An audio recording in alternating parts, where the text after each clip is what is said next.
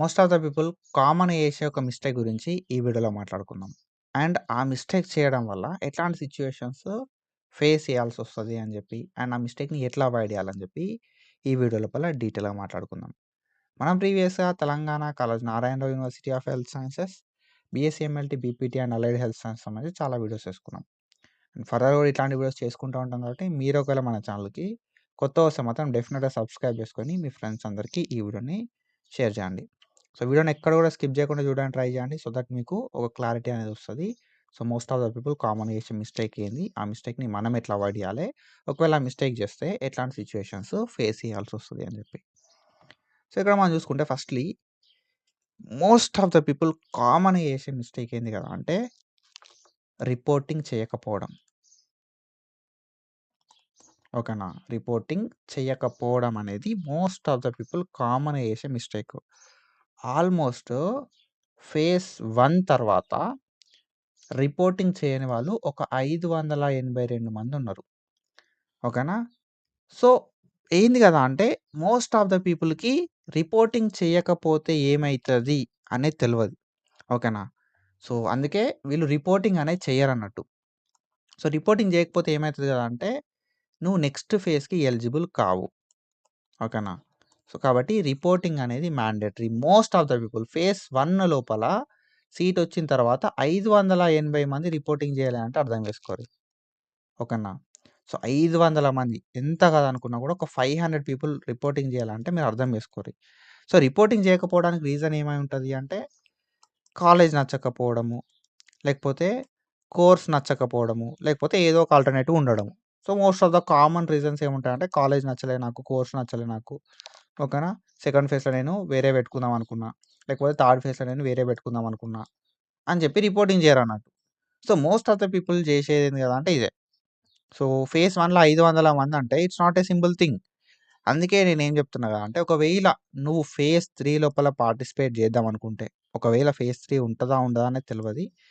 ఒకవేళ ఫేజ్ 3 ఉంటే మాత్రం నువ్వు ఫేజ్ 3 లోపల పార్టిసిపేట్ చేద్దాం అనుకుంటే మాత్రం ఒక విషయం ఏంది కదా అంటే you have to join in the allotted college are course. నాకు కాలేజ్ నచ్చలేదు, కోర్స్ నచ్చలేదు, సో నేను జాయిన్ కాను అనుకుంటున్నా అంటే మాత్రం ఫేజ్ 3 మీద ఆశలు పెట్టుకోకుర్రి. ఓకేనా. సో నాకు కాలేజ్ నచ్చలేదు బ్రో, నా కోర్స్ నచ్చలేదు బ్రో అని ఎవరైతే అంటున్నారో వాళ్ళు నెక్స్ట్ ఫేజ్లో పార్టిసిపేట్ చేద్దాం అని చెప్పి అనుకోకుర్రి. Simply if you want to participate in phase 3 or further phases, ఒకవేళ ఫేజ్ 3 ఉండి ఫర్దర్ ఫేసెస్ ఉంటే నువ్వు పార్టిసిపేట్ చేద్దాం అనుకుంటే మాత్రం రిపోర్టింగ్ చేయి. ఓకేనా. సో రిపోర్టింగ్ అంటే ఏంటిది అనేది డీటెయిల్ వీడియో నేను మన యూట్యూబ్ ఛానల్ లోపల అప్లోడ్ చేసిన, ఒకసారి చెక్ చేయి.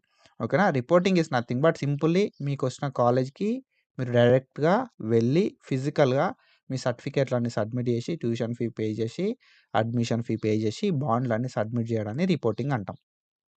ఓకేనా. ఒకవేళ నీకు ఫేజ్ 2 లోపల సీట్ వస్తే మాత్రం రిపోర్టింగ్ చేయకుండా ఉండకు, రిపోర్టింగ్ చెయ్యి.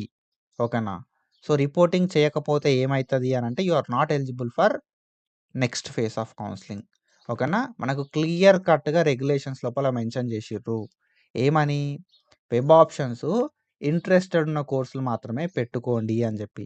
ఇన్ కేస్ నువ్వు జాయిన్ కాకపోతే, ఓకేనా, ఏదైతే నీకు కాలేజ్ లోపల ఏదైతే నీకు కోర్స్ లోపల సీట్ అయితే వస్తుందో, సీట్ వచ్చిన తర్వాత నువ్వు జాయిన్ కాకపోతే you are not eligible to give web options.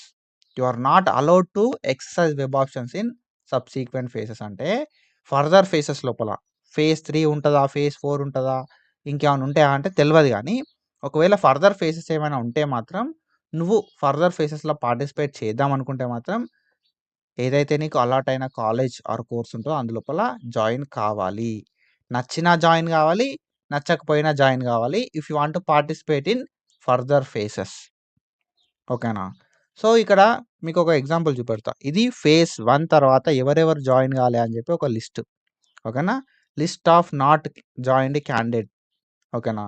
So list of not joined candidates after phase 1 of counselling. Phase 1 of counselling తర్వాత ఎవరెవరు జాయిన్ కావాలి అని చెప్పి డీటెయిల్డ్గా ఒక లిస్ట్ అయితే ప్రొవైడ్ చేశారు అన్నట్టు.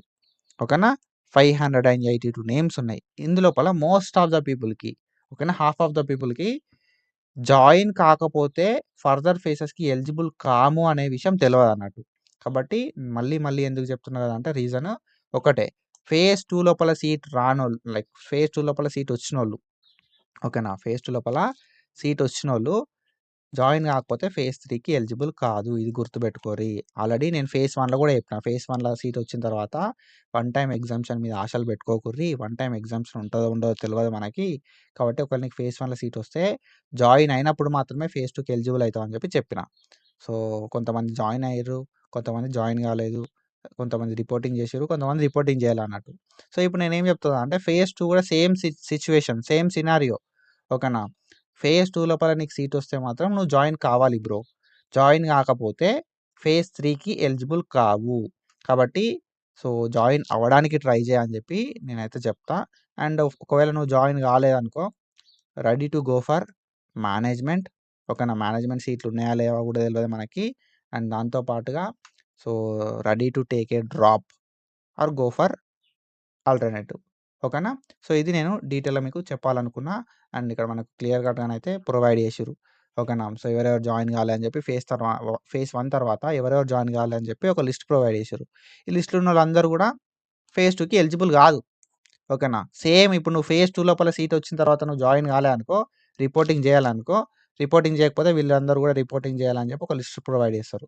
ఆ లిస్ట్ లోపల నీ పేరు ఉందనుకో you are not eligible for phase 3 ఓకేనా? సో ఇది గుర్తుపెట్టుకోరి. అండ్ మనకిచ్చిన రెగ్యులేషన్స్ ప్రకారం మనం జాయిన్ అయితేనే, రిపోర్టింగ్ చేస్తేనే సెకండ్ ఫేజ్ లోపల సీట్ వచ్చి రిపోర్టింగ్ చేస్తేనే ఫర్దర్ ఫేజ్‌కి ఎలిజిబుల్. ఫేజ్ 1 లోపల సీట్ వచ్చి రిపోర్ట్ చేయనోళ్ళకి ఫేజ్ 2 లోపల ఎలిజిబిలిటీ ఇయ్యలేదు. అది మీరు గుర్తుపెట్టుకోరి. ఫేజ్ 1లో ఎవరైతే మిస్టేక్ చేసిర్రో వాళ్ళు చేసిన మిస్టేక్‌ని మనం అవాయిడ్ చేద్దాం. ఓకేనా? సో ఫేజ్ 2 లోపల సీట్ వస్తే మాత్రం రిపోర్టింగ్ అనేది పక్కా చేయండి.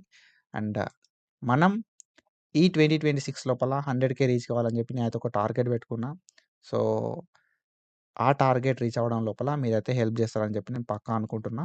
సో పక్కాగా సబ్స్క్రైబ్ చేసుకొని మీ ఫ్రెండ్స్‌కి, మీ ఫ్యామిలీకి అందరూ కూడా షేర్ చేయండి.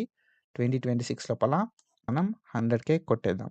సో ఇది బ్రో ఇన్ఫర్మేషన్. ఇట్లాంటి ఇన్ఫర్మేషన్ అప్డేట్స్ కోసం ఫాలో అయితా ఉండుర్రి. ఇఫ్ ఇట్ ఈస్ హెల్ప్‌ఫుల్ అని చెప్పి కింద కామెంట్ చేయి. అండ్ ఇట్లాంటి ఇన్ఫర్మేషన్ అప్డేట్స్ కోసం ఫాలో అయితా ఉండు. Thank you so much.